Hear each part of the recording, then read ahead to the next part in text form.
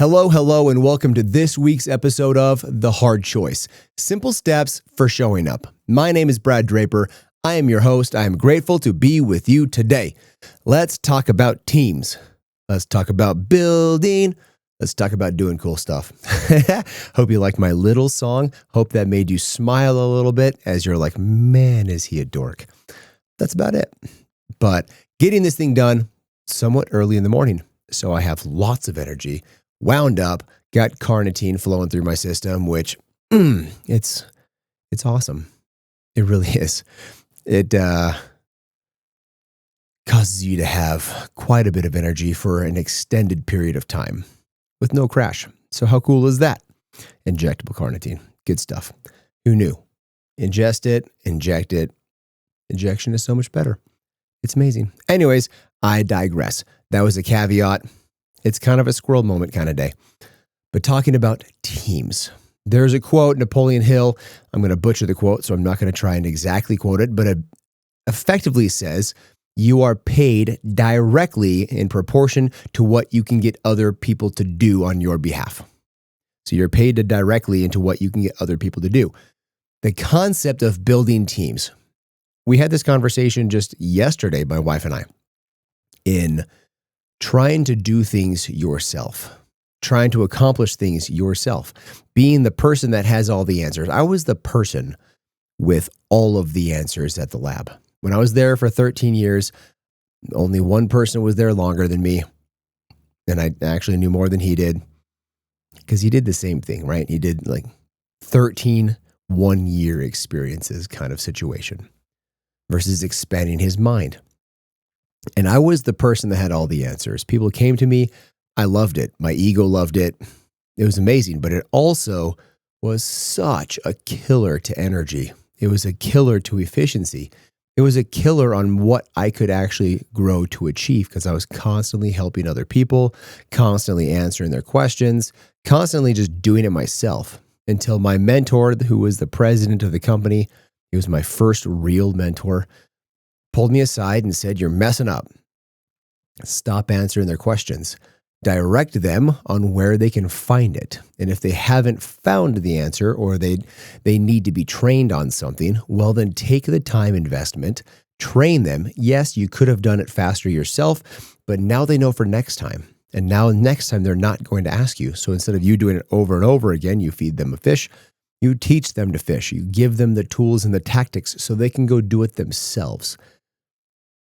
You are paid directly in proportion to what you can get other people to do. This comes down to how well can you cast a vision? How well can you verbalize where you are going? You need to paint this beautiful picture that includes your team. That's the big part. It's not just that you tell them where the company's going and how you're going to get there and how awesome it's going to be and all this stuff. They must be key kingpins. They must be pivotal to get from where you are to where you're going. And you teach them and tell them this is your place on this rocket ship. We're going to Mars. Here's your seat and here's how you play a role. When you put them in your vision, you help to make your vision their vision. And when it's their vision, they will own it through and through.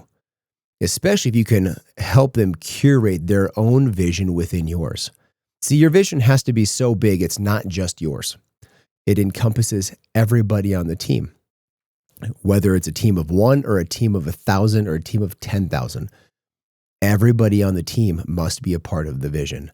So getting people to do these things, gotta look at my notes, getting people to do these things, it comes down to the vision and your ability to build that vision and then cast it appropriately with intention. Then, and only then, will people run through walls for you. They will run through fire for you. They will take a bullet for you because it's their vision too. And they can see how, where, when they apply. But at the end of the day, we get so caught up in what can I do? How much work can I load on? We live in this grind your face off culture. How busy can I be? It's very egotistical. It's very egoic. Pride is just so wrapped up in look what I can accomplish. Look how much stuff I can pack into 24 hours. I have 3 full days in 24 hours. Blah, blah, blah, right? At the end of the day, it's how efficient are you with your time? Are you getting your 3 to 5 critical tasks done? Are you getting those things accomplished that actually move your needle?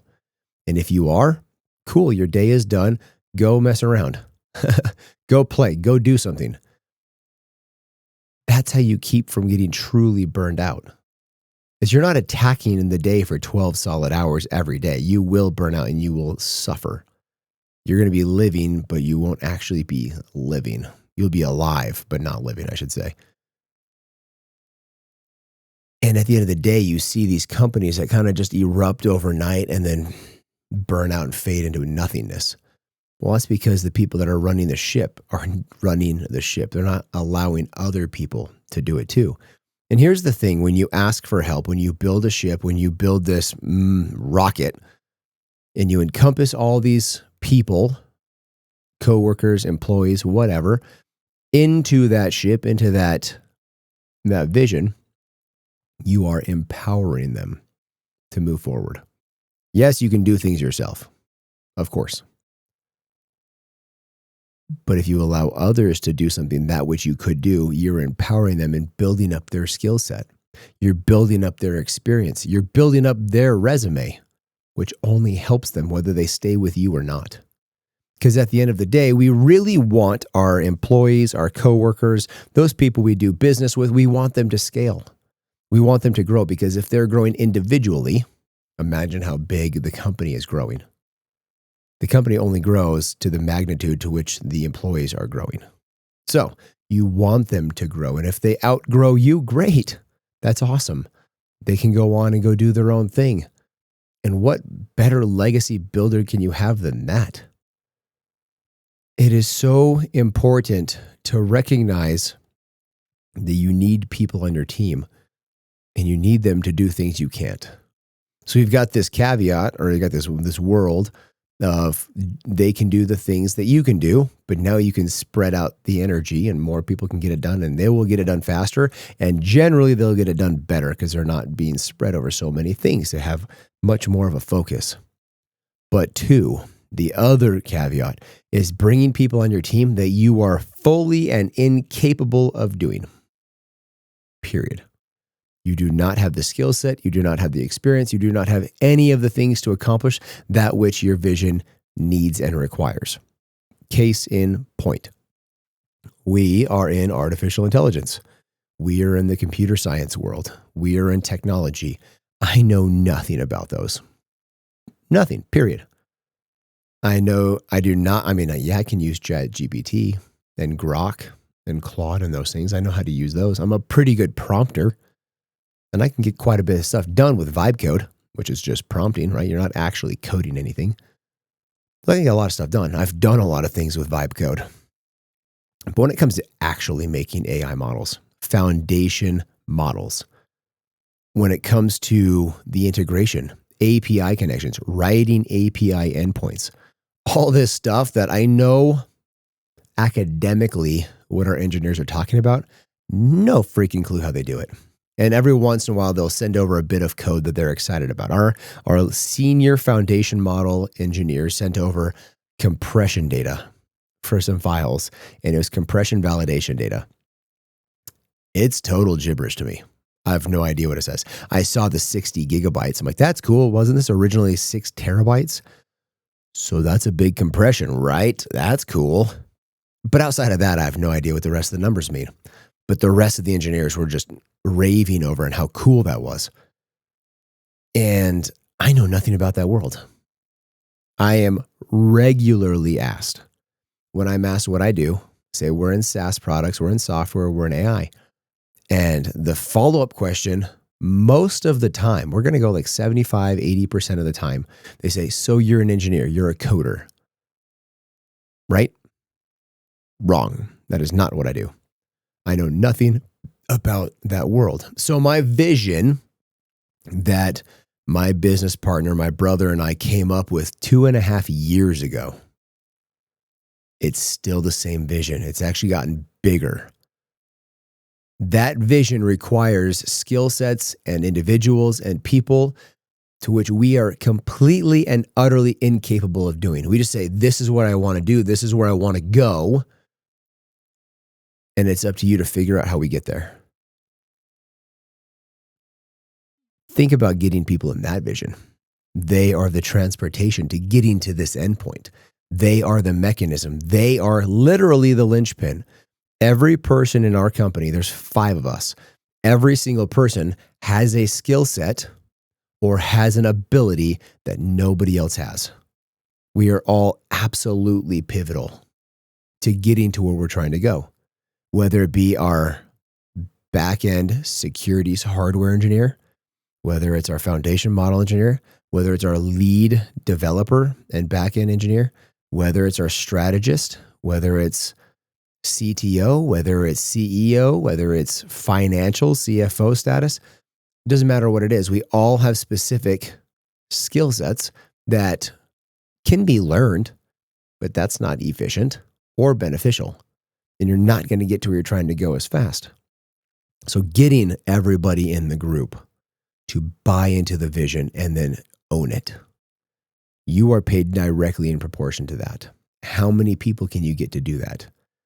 And that comes down to how well can you cast a vision, tell a story, and include everybody else in it. Interesting, right? Where are you doing that in your world? How often are you asking these questions? How often are you trying to include people into your vision, into your plan, into your growth? I even do this with our family. I do this with my wife. I do this with our kids. This is where we're going, and this is your part in the play. And this is why you're so vital and why we absolutely need you. Everybody wants to feel needed. Everybody wants to be needed. So teach them how they're needed in your story. And then they'll run for you indefinitely. And it has to be true. That's the little side nugget, right? This actually has to be true. This is not falsities. This is not falsehoods. This is not making things up to coerce people to do stuff for you. This is actually wanting people to win in life. Actually wanting them to scale, to grow, whether they stay with you or not. We're building this team and we're giving each person the capacity to take and run with it and make us better, make themselves better, or make somebody else better down the road. But as long as they're getting better, that's what really matters. So, have this conversation with your friends, your family, your loved ones, those people you feel will learn from it, will benefit from it. I want you to ask these questions. I want you to cast these visions and bring people with you. If you want to go fast, go alone. If you want to go far, go with a team. Build the team. Cast the vision. You will do great things. I promise. It's inevitable. Find me on socials, Mr. Brad Draper. Let's have a conversation. Leave me a review. Like this thing, subscribe to it, download it for future listenings. Until next week, I love you guys. Bye.